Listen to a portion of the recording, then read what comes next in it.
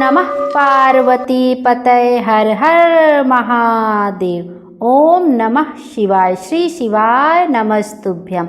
हर हर महादेव। भोले बाबा की कृपा आप पर और आपके पूरे परिवार पर हमेशा बनी रहे और भोले बाबा की कृपा से आपकी सभी मनोकामनाएं पूर्ण हो। श्री शिवाय नमस्तुभ्यम। आइए आज के वीडियो में हम सोमवार व्रत कथा का श्रवण करेंगे। सोमवार के दिन भगवान शंकर की विधि विधान से पूजा अर्चना करने के बाद सोमवार की व्रत कथा का श्रवण अवश्य करना चाहिए। यदि आप सोमवार का व्रत नहीं भी करते हैं और मात्र सोमवार की व्रत कथा का भी सच्चे दिल से श्रवण करते हैं तो भगवान भोले शंकर अति प्रसन्न होते हैं और उनकी असीम कृपा दृष्टि हमारे ऊपर हमेशा बनी रहती है। आइए अब भगवान शंकर और माता पार्वती का ध्यान करते हुए हम सोमवार की पावन कथा का श्रवण करते हैं। बोलिए भगवान शंकर की जय। सोमवार व्रत कथा। एक दिन भगवान शिव शंकर भ्रमण के लिए जा रहे थे। तब माता पार्वती जी बोली, मैं भी आपके साथ चलूंगी। तब भोलेनाथ ने कहा, देवी आप मेरे साथ मत चलिए, आपको भूख और प्यास लगेगी। तब पार्वती जी ने कहा, नहीं महाराज मैं भी चलूंगी। रास्ते में पार्वती जी को भूख लगने लगी। उन्होंने भोलेनाथ से कहा, महादेव मुझे खीर खांड का भोजन चाहिए। तब शिव शंकर भगवान बोले, मैंने तो आपसे पहले ही कहा था कि आप मत चलिए।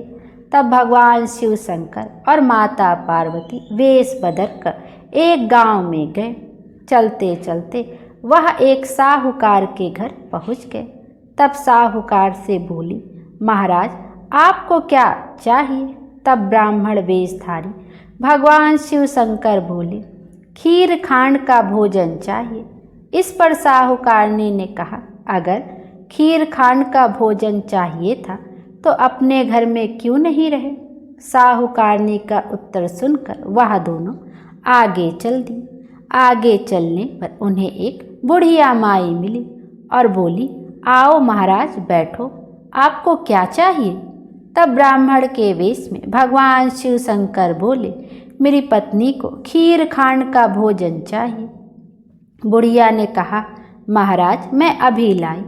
फिर वह एक लोटा लेकर चल दी। तब ब्राह्मण ने कहा, बुढ़िया माई कहाँ जा रही हो? वह बोली, मैं दूध चावल और खांड लेने जा रही हूँ। तब ब्राह्मण ने कहा, बुढ़िया माँ अपने घर में देख, दूध के टोकने भरे हुए हैं, चावल की परात भरी है और खांड की बोरी भी है।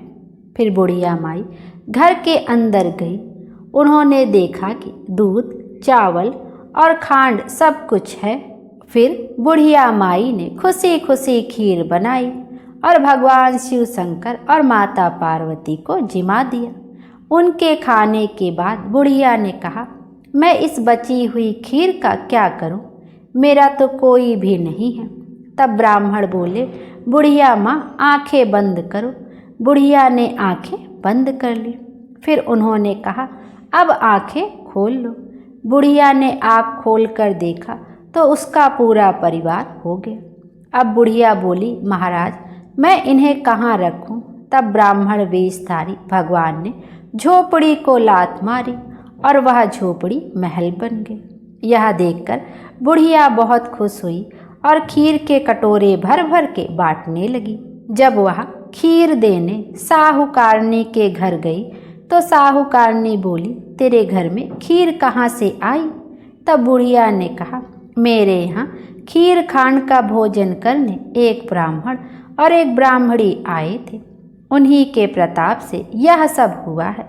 तब साहूकारनी ने कहा, मेरा धन तेरे घर कैसे आ गया? मेरे पास तो कुछ भी नहीं रहा। कहाँ है वह ब्राह्मण और ब्राह्मणी? तब बुढ़िया माँ ने कहा, वह दोनों अभी अभी मेरे घर से निकले हैं। तब साहूकारनी भागी भागी उनको ढूंढने लगी। रास्ते में उसने उन दोनों ब्राह्मण और ब्राह्मणी को देखा और बोली, मोड़ा मोड़ी ठहरियो, मेरा धन उस बुढ़िया को क्यों दे दे? तब ब्राह्मण वेशधारी महादेव बोले, तूने ना करी तेरे ना हो गई। उसने हाँ करी, उसके यहाँ हाँ हो गई। मैंने तो ना तेरा उठाया और ना ही किसी को दिया। साहूकारनी ने ब्राह्मण और ब्राह्मणी के पैर पकड़ ली और बोली, महाराज मेरी गलती माफ़ कर दो, मुझे कुछ तो दे दो। साहूकारनी के इतना कहते ही ब्राह्मण और ब्राह्मणी बने हुए भगवान और माता पार्वती अपने असली वेश में आ गए और बोले, ले तेरे घी लड़ी में घी रहेगा, तेलड़ी में तेल रहेगा, काम तेरा ना रुके और तेरा जुड़े ना जुड़े। इतना कहकर भगवान भोलेनाथ और माता पार्वती अंतर ध्यान हो गए। बोलिए भगवान शंकर की जय, माता पार्वती की जय, हर हर महादेव। आइए अब सोमवार व्रत की अन्य पौराणिक कथा का श्रवण करते हैं। एक साहूकार था, उसके घर में धन आदि किसी प्रकार की कोई कमी नहीं थी, परंतु उसके कोई पुत्र नहीं था। वह इसी चिंता में रात दिन रहता था। वह पुत्र की कामना के लिए प्रत्येक सोमवार को चंद्रदेव के निमित्त व्रत और पूजन किया करता था तथा सायंकाल को शिव मंदिर में जाकर शिव जी के सम्मुख एक दीपक जलाया करता था। उसके भक्ति भाव को देखकर एक समय श्री पार्वती जी ने शिव जी से कहा, महाराज यह साहूकार आपका अत्यंत भक्त है और सदैव आपका व्रत और पूजन बड़ी श्रद्धा से करता है। इसकी मनोकामना आपको पूर्ण करनी चाहिए। शिव जी ने कहा, हे पार्वती यह संसार कर्म क्षेत्र है, जिसका जैसा भाग्य होता है वैसा ही प्राप्त करता है। पार्वती जी ने अत्यंत आग्रह से कहा, महाराज यह तो आपका परम भक्त है, इसका कष्ट आपको अवश्य दूर करना चाहिए। आप तो परम दयालु हैं, अपने भक्तों के दुखों को दूर करते हैं, अतः यदि आप ऐसा नहीं करेंगे तो भक्तों के कष्ट और कौन दूर करेगा। पार्वती जी का ऐसा आग्रह देख शिव जी महाराज कहने लगे, हे पार्वती इसके कोई पुत्र नहीं है, इसी चिंता से यह अति दुखी रहता है। इसके भाग्य में पुत्र ना होने पर भी मैं इसको पुत्र प्राप्ति का वर देता हूँ, परंतु वह पुत्र केवल 12 वर्ष तक जीवित रहेगा। इसके पश्चात वह मृत्यु को प्राप्त हो जाएगा। यह सब बातें वह साहूकार सुन रहा था। इससे उसको ना कुछ प्रसन्नता हुई और ना ही कुछ कष्ट हुआ। वह पहले जैसा ही शिवजी महाराज का व्रत करता रहा। कुछ काल व्यतीत हो जाने पर साहूकार की स्त्री गर्भवती हुई और 10वें महीने उसके गर्भ से अति सुंदर पुत्र की प्राप्ति हुई। साहूकार के घर में बहुत खुशियां मनाई गई, परंतु साहूकार ने केवल 12 वर्ष की आयु जान कोई अधिक प्रसन्नता प्रकट नहीं की और ना ही किसी को यह भेद बतलाया। जब पुत्र 11 वर्ष का हो गया तो उस बालक की माता ने उसके पिता से विवाह आदि के लिए कहा, परंतु साहूकार कहने लगा, मैं अभी इसका विवाह नहीं करूँगा और काशी जी पढ़ने के लिए भेजूँगा। फिर साहूकार ने अपने साले को बुलाकर और उसको बहुत सा धन देकर कहा, तुम इस बालक को काशी जी पढ़ने के लिए ले जाओ। रास्ते में जिस स्थान पर भी जाओ यज्ञ करते और ब्राह्मणों को भोजन कराते जाना। वह दोनों मामा भांजे जगह जगह यज्ञ कराते और ब्राह्मणों को भोजन कराते काशी जा रहे थे। रास्ते में उनको एक शहर पड़ा। उस शहर के राजा की कन्या का विवाह था। दूसरे राजा का लड़का जो विवाह कराने के लिए बारात लेकर आया, वह एक आंख से काना था। उसके पिता को इस बात की बड़ी चिंता थी कि कहीं वर को देखकर कन्या के माता पिता विवाह में किसी प्रकार की अड़चन पैदा न कर दे। जब उसने अति सुंदर सेठ के लड़के को देखा तो मन में विचार किया कि क्यों ना इस लड़के को वर के कपड़े पहनाकर घोड़ी पर चढ़ा दिया जाए। ऐसा करने से बड़ी सुंदरता से सब कार्य हो गए। वर के पिता ने सोचा, यदि विवाह कार्य भी इसी लड़के से करा दिया जाए तो क्या बुराई है। ऐसा विचार कर राजा ने लड़के और उसके मामा से कहा, यदि आप फेरों और कन्यादान का काम करा दें तो आपकी बड़ी कृपा होगी और हम इसके बदले में आपको बहुत सा धन देंगे। उन्होंने स्वीकार कर लिया और विवाह कार्य भी बहुत अच्छी तरह से हो गया। परंतु जिस समय लड़का जाने लगा, उसने राजकुमारी की चुनरी के पल्ले पर लिख दिया कि तेरा विवाह मेरे साथ हुआ है, परंतु जिस राजकुमार के साथ तुमको भेजेंगे वह एक आँख से काना है। मैं तो काशी जी पढ़ने जा रहा हूँ। उस राजकुमारी ने जब चुनरी पर ऐसा लिखा हुआ पाया तो उसने राजकुमार के साथ जाने से मना कर दिया और कहा कि यह मेरा पति नहीं है, मेरा विवाह इसके साथ नहीं हुआ, वह तो काशी पढ़ने गया है। तब राजकुमारी के माता पिता ने कन्या को विदा नहीं किया और बारात वापिस चली गई। उधर वह सेठ का लड़का और उसका मामा काशी जी पहुँच गए। वहाँ जाकर उन्होंने यज्ञ करना और लड़के ने पढ़ना शुरू कर दिया। जब लड़के की आयु 12 साल की हो गई, उस दिन भी उन्होंने यज्ञ रचा रखा था। लड़के ने मामा से कहा, मामा जी आज मेरी तबीयत कुछ ठीक नहीं है। मामा ने कहा, अंदर जाकर सो जाओ। लड़का अंदर जाकर सो गया और थोड़ी देर में उसके प्राण पखेरु निकल गए। जब उसके मामा ने आकर देखा कि वह तो मुर्दा पड़ा है तो उसको बड़ा दुख हुआ। उसने सोचा, यदि मैं अभी रोना पीटना मचा दूंगा तो यज्ञ का कार्य अधूरा रह जाएगा। अतः उसने जल्दी से यज्ञ का कार्य समाप्त कर ब्राह्मणों के जाने के बाद रोना पीटना आरंभ कर दिया। संयोगवश उसी समय शिव पार्वती जी उधर से जा रहे थे। तब उन्होंने जोर जोर से रोने पीटने की आवाज़ सुनी तो पार्वती जी कहने लगी, महाराज कोई दुखिया रो रहा है, उसके कष्ट दूर करो।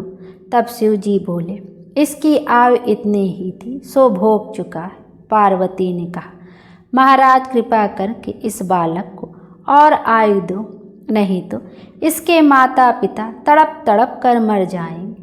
पार्वती जी के इस प्रकार बार बार आग्रह करने पर शिव जी ने उसको वरदान दिया और शिव जी महाराज की कृपा से लड़का जीवित हो गया। पढ़ाई पूरी हो जाने पर लड़का और उसका मामा उसी प्रकार यज्ञ करते हुए अपने घर को वापस चल पड़े। रास्ते में उसी शहर में आए जहाँ विवाह हुआ था। वहाँ पर आकर उन्होंने यज्ञ आरंभ किया। लड़के के ससुर ने पहचान लिया और अपने महल में ले जाकर बड़ी खातिर की, साथ ही बहुत सा दान दहेज और दास दासियों के सहित आदरपूर्वक लड़की और जमाई को विदा किया। जब वह अपने शहर के निकट आए तो मामा ने कहा कि पहले तुम्हारे घर जाके सबको खबर कर आता हूँ। उस समय लड़के के माता पिता अपने घर की छत पर बैठे हुए थे। उन्होंने यह प्रण कर रखा था कि यदि हमारा पुत्र साकुशल घर वापस आ जाएगा तो राजी खुशी नीचे उतर कर आ जाएंगे, नहीं तो छत से गिरकर अपने प्राण दे देंगे। इतने में लड़के के मामा ने आकर यह समाचार दिया कि आपका पुत्र आ गया है, परंतु उनको विश्वास नहीं आया। तब उसके मामा ने शपथ पूर्वक कहा कि आपका पुत्र अपनी स्त्री के साथ बहुत सारा धन लेकर आया है। तो सेठ ने आनंद के साथ उसका स्वागत किया और वे सभी बड़ी प्रसन्नता के साथ रहने लगे। अतः जो कोई सोमवार का व्रत रखकर इस कथा को पढ़ता सुनता है, उसके भी दुख दूर होकर उसकी समस्त मनोकामनाएं पूर्ण होती हैं। बोलिए शंकर भगवान की जय, माता पार्वती की जय, हर हर महादेव। आइए अब भगवान शंकर की एक अन्य पावन कथा का श्रवण करते हैं। इस कथा को सुनने से भगवान शंकर के प्रति गहरी आस्था उत्पन्न हो जाती है और आनंद की अनुभूति होती है। आइए उसी पावन कथा का श्रवण करते हैं। बोलिए भगवान शंकर की जय। एक बार की बात है, देवताओं के राजा देवराज इंद्र ने किसानों से किसी कारण से नाराज होकर 12 वर्षों तक वर्षा न करने का निर्णय लेकर किसानों से कहा कि अब आप लोग 12 वर्षों तक फसल नहीं उगा सकेंगे। सारे किसानों ने परेशान और व्याकुल होकर एक साथ इंद्रदेव से वर्षा करने की प्रार्थना की कि हे इंद्रदेव, कृपा कीजिए, ऐसा मत करिए, कृपया हर वर्ष पर्याप्त वर्षा किया कीजिए। तब इंद्रदेव ने कहा, यदि भगवान शंकर अपना डमरू बजा देंगे तो वर्षा हो सकती है। किसानों के बार बार विनती करने पर देवराज इंद्र ने किसानों को यह उपाय तो बताया, लेकिन साथ में गुप्त वार्ता करके भगवान शिव से यह भी आग्रह कर दिया कि आप किसानों से सहमत बिल्कुल मत होइएगा भोलेनाथ। इधर जब किसान देवराज इंद्र के बताए उपाय अनुसार भगवान शंकर के पास पहुँचे तो भगवान शंकर उनसे कहने लगे, क्योंकि देवराज इंद्र भी उनसे पहले आकर ही सहायता मांग चुके थे। भगवान शिव ने कहा, किसान डमरू तो बजेगा लेकिन अभी नहीं, 12 वर्षों बाद। अब किसान निराश हो गए। तब किसान जब निराश हुए तो उन्होंने सोचा कि इन 12 वर्षों में अब कृषि तो होगी नहीं। खेत में अगर फसल उगाएंगे तो वह सूख जाएगी, व्यर्थ हो जाएगी, फसल भी नहीं उगेगी। तो इससे अच्छा है जब तक वर्षा नहीं होगी तब तक हम खेती ही ना करें। अब उन किसानों में से एक किसान ऐसा भी था जिसने खेत में अपना काम करना नहीं छोड़ा। सारे खेत वर्षा ना होने के कारण बंजर हो चुके थे, धरती में दरारें पड़ चुकी थी, लेकिन एक वही किसान था जो नियमित रूप से पहले की तरह अपने खेत जोतता, निराई गुड़ाई करता, बीज बोता और खाद भी डालता। यह सारा दृश्य देखकर गांव के किसान उसका मजाक उड़ाने लगे कि भाई, अभी तो अगले 12 वर्षों तक वर्षा का कोई नामो निशान नहीं है। और यह बात तो तुम भी जानते हो कि भगवान शिव ने भी स्वयं कहा है कि अगले 12 वर्षों से पहले तो डमरू बजेगा नहीं, और वर्षा तभी हो सकती है जब भोलेनाथ अपना डमरू बजाएंगे। तो ऐसे में तुम बारिश ना होने के बाद भी खेतों में आकर काम कर रहे हो। इससे तुम्हारा समय भी बर्बाद हो रहा है, तुम्हारी मेहनत भी बर्बाद हो रही है और तुम्हारा धन तो बर्बाद ही हो रहा है। लेकिन उस किसान ने पता है क्या कहा?